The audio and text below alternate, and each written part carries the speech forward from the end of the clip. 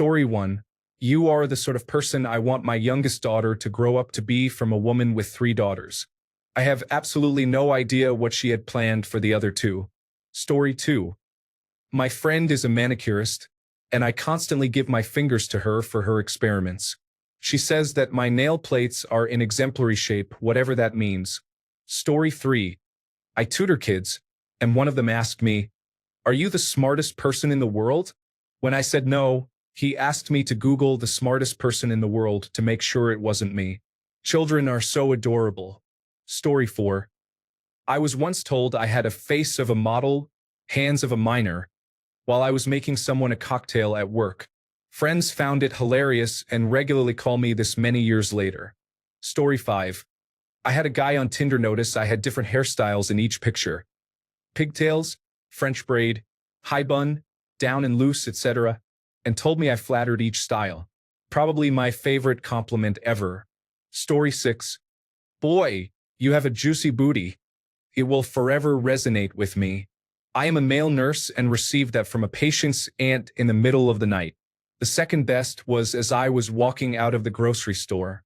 I had a bag in each hand and heard, "Damn triceps." Then the guy just straight-faced looked at me as he rolled on by. Story 7. Once a guy said my eyes looked like marbles, but he really emphasized it over and over. Your eyes are blue, like super blue, like marbles. Have you ever seen a marble before? They're like marbles. Story 8. He's very good looking, is what my mom's coworker told my mother. Apparently, strangers on the internet think I'm ugly, but at least my mother's ex-coworker made me feel like a supermodel that day. Story 9. I like hugging you because you're soft and squishy like a stuffed animal. I was a day camp counselor and it came from one of my kids. It really helped me reframe the way I think about my weight. Story 10. You remind me of Joey from Friends. Now, this could go 2 ways. Insecure me would focus on it being a dig about me being stupid. Or it could mean I'm a really good friend, easygoing, handsome, and love a good meal, which I like to think is true. Story 11. The phlebotomist complimented my veins and then called all the other women in the lab to come over and look at them. I think they may have been vampires. Story 12. Oh my gosh. I just remembered one just now while reading this thread. One of the most meaningful things anyone has ever said to me. But it requires explanation. I'm in a military training school many years ago. I get a back injury early on. I can struggle through, but I can't do a lot of the extra things that would normally make a guy stand out for honor graduate. So I do what I can. For example, I organize a program to collect all the hangers from people's laundry and return them to the laundromat instead of throwing them away. More importantly, I've always been good at academics. So I go to the trainers and say, "Tell me the names of the trainees in danger of flunking out academically." There were 3. I then offered to hold special supplementary study sessions just for them in the evenings. All 3 took me up on it. 2 of them ended up passing. 1 still flunked. To this day, that bums me out. Man, I had her completely drilled on all the material. I think she was just a bad test taker. So the day comes for our graduation banquet. The 10 honor graduates get named and called to the stage. I'm not among them. Our academic monitor was sitting behind me. He leans over and whispers in my ear, "You and I both know that you did more to help all of us here than any of those guys." The kicker is that the academic monitor and I weren't friends or anything. He was just one of the few people who knew what I'd been doing. Story 13. You are a good egg. From a coworker I wasn't friends with, but quietly respected. I violated a few rules to give food to homeless people because I do not care in the least about corporate rules. I guess he respected that. Story 14. A girl from high school asked if I could give her some pictures of my nose for her rhinoplasty. This was before social media pictures were easily screenshotted. She looked great before, but her confidence after the plastic surgery really made her glow. Story 15. Oh, it's okay. I've always preferred apples to cantaloupes and watermelons. I mean, it's better than flat pancakes, and it goes well with your being pear-shaped. Story 16. It was back when I was 14 or 15, if I remember correctly. After I had finished a presentation, this one girl in my class came up to me and said, "If you were a politician, I would vote for you. The presentation had nothing to do with politics at all. Story 17. My doctor told me my uterus and fallopian tubes look like Gray's Book of Human Anatomy, meaning picture perfect. In fact, they passed my scan around to other doctors because they had never seen one like mine. I asked him if I should put that on my Match.com profile. Story 18. While waiting in my car at the hospital, an older man called me a real showman. I had a rock and roll kind of vibe going, and the car was an old convertible. I never forgot. It still makes me laugh when I think about it. Story 19. When I was in the military doing a mandatory urinalysis test, the sergeant watching me told me I had a nice stream. I said thank you, but that was awkward. Story 20. Able to come up with great ideas seemingly out of left field. From a former supervisor commenting on a suggestion I made to bring an individual out of retirement to keep the lights on in the department while key department personnel were focused on a long-term project. The idea worked, the individual was happy to come back, and the project was a success. Story 21. Lady I worked with dubbed me a brutal optimist. Never figured out if she was saying I was brutally optimistic, or if it was more that I was optimistic things would get brutal. Story 22. Someone asked me if my nose is real. I have always had one of those tipped-up noses. I got called a pug, pig, etc. growing up. Now they are in style, and people think I had surgery to get it like this. Funny how things work out sometimes. Story 23. When I was in my mid-20s, I had a good older client tell one of her coworkers in a meeting we were all in that I was the kind of guy you wouldn't mind your daughter marrying. Story 24. I love the way you move your head when you talk and how expressive your face is. You make so many small gestures that I don't think you're even aware of. It's beautiful. He was cheating on me with 2 other women, though, so they probably got the same line. Story 25. My old boss after I entered the meeting room. How do you do that? Me, do what? Her, you walk into a room and everyone gets calm. It's impressive. Me, I'm sorry, what? Her, you're like Jacob in Twilight. Me, thank you? I still don't know what she was talking about, but since I'm a therapist, I'll take it. Story 26. Doctors have complimented me on various things over the years. One of the oddest ones was my core strength, which was one of the medical-based tests I had to do for a job.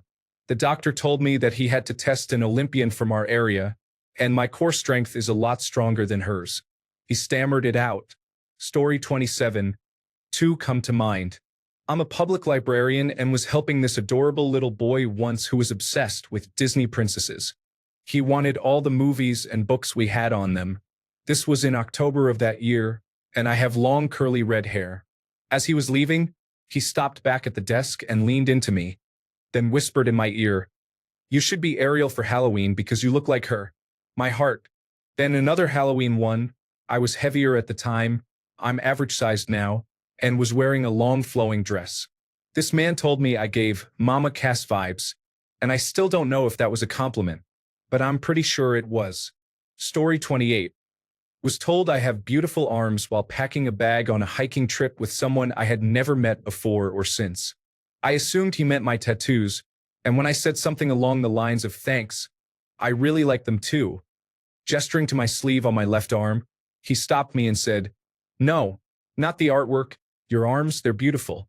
It stopped me in my tracks. Made me feel more seen than people who've seen me naked. And to this day, I'm not sure why. Story 29. After I chopped off my dreads and went for a ruby rose cut, I had a lot of people tell me that I have a very feminine face, and I've always loved that. Story 30.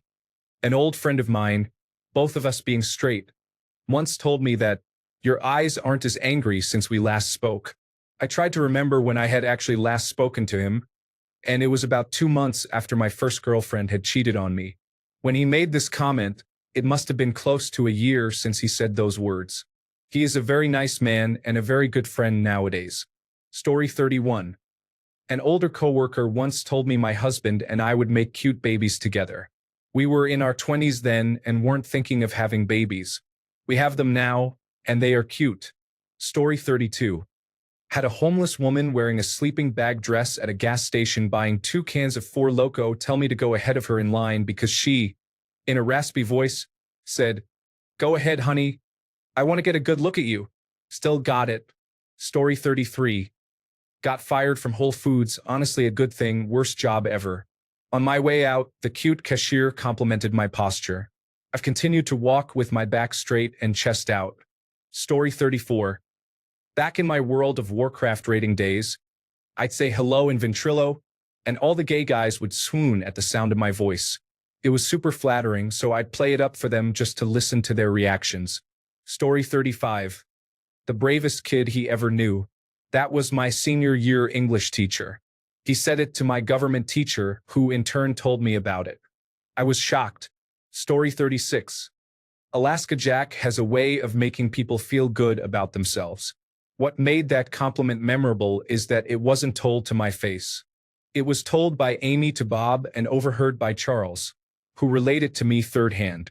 Story 37. I have been told, you should narrate people's dreams. I am told very often that I have a nice speaking voice, and it is very calming and nice to listen to. Story 38. This will be a story. It's the only way it can be told to illustrate the compliment and its effect on me. It may not mean anything to anyone else. When I was in Paris, I lived with a host family the first 2 months. There were 2 bedrooms for students or foreigners to stay in. When I first arrived, the other room was taken by a British guy. Halfway through my stay, a girl from Japan moved in. I used to wander around by myself a lot after school, walking and exploring. The host family mother took me aside and asked if I'd consider taking the girl along to do things, as she'd expressed interest in seeing more of the city but didn't want to go alone. I agreed, and we spent most days going to places she wanted to see, even if I'd already been. We went to restaurants together, and she showed me her favorite restaurant near the opera. We really got into a flow and had magic moments there. My final weekend had come, and I had planned a trip to see a friend of mine who lived in Barcelona with his girlfriend. I moved my bags downstairs, cleaned my room, and headed out to buy an overnight train ticket. When I came back, I went upstairs to check my room to make sure I hadn't forgotten anything. When I turned to leave, she stood in the doorway to the room. She looked upset and then started to cry. I asked her why she was crying, and she said she thought I had left already.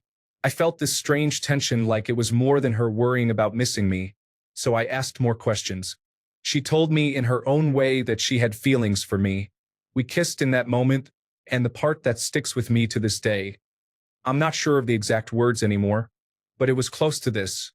She said, "You are a person from nature, a nature person, someone who feels things." I think the reason it stays with me is because she didn't know what my life was like before being in France. I grew up in Colorado, hiking most of my life and spending time outside in nature. For her to sense or understand that in my spirit was just something powerful that hasn't really happened since. I kept in touch with her and have since tried to ask her what she meant, but she doesn't remember saying that, or didn't want to say. She had a boyfriend she went back to after we dated, and she's married to him now and is very happy, so maybe it wasn't something to talk about. I'm married now and very happy too. Story 39. I had a random woman come up to me while at Starbucks and tell me I was absolutely beautiful. I am, for the record, an overweight middle-aged woman who is very ordinary in the looks department. I actually looked behind me to make sure she wasn't talking to someone else. Story 40. Had a man staring at my chest, and when I asked him, "Can I help you?" he said, "You have the most beautiful collarbone." Normally, I'm quick on my feet, but that one threw me. Story 41. You look like a hotter Kurt Cobain, said to me by a gay guy in Seattle. And then years later by a different gay guy in San Francisco. Are you gay? Me. No. Sorry. Him. Damn. I love them bald and beautiful. So I've had peak gay compliments when I had long hair and when I had no hair. They both stick with me. Haha. Story 42. You are very rural in your heart, which roughly means someone who has never left their roots. In the context of being a friend, it compliments me eating curry and traditional Indian bread with my hands while sitting on the floor in my flat. He told me that I dress up so well and professionally, but I still eat like a rural person. Story 43. I was told I had the map of Ireland in my face when I was about 5. The lady who said it was holding my face and smiling. I didn't have any idea what it meant then, and I still don't. But I think about it a lot, even 50 years later. Story 44. That my cheekbones make her crazy. I was not dating or seeing this girl in any capacity. Also, I never thought I had particularly attractive cheekbones. Story 45. An older lady complimented my eyebrows when I was in my early 20s. I never knew eyebrows could be beautiful, but I think of it regularly when doing my makeup. Story 46. Twice in my life, I have been complimented on the shape of my nail beds. I think I was working as a cashier both times, and it was just some random customer. Kind of an odd compliment to receive twice, so I have always remembered it. Story 47. I had gotten some new pants recently that I really liked and was out grocery shopping with them on. I was walking down one of the aisles when an older man I strolled past suddenly stopped me and said, "Hey, those pants are really cool," then gave me a thumbs up and went about his business. I don't give much thought to the way I dress, but it was pleasantly affirming to have one of the few articles of clothing I got that I thought was stylish be backed up as such by a random stranger. Story 48. I was asked if I plucked my eyebrows because they were so perfect. I do not pluck them. Also, I was wearing a suit once, and a girl told me I had a nice but in this cute, shy way. I will not forget that one.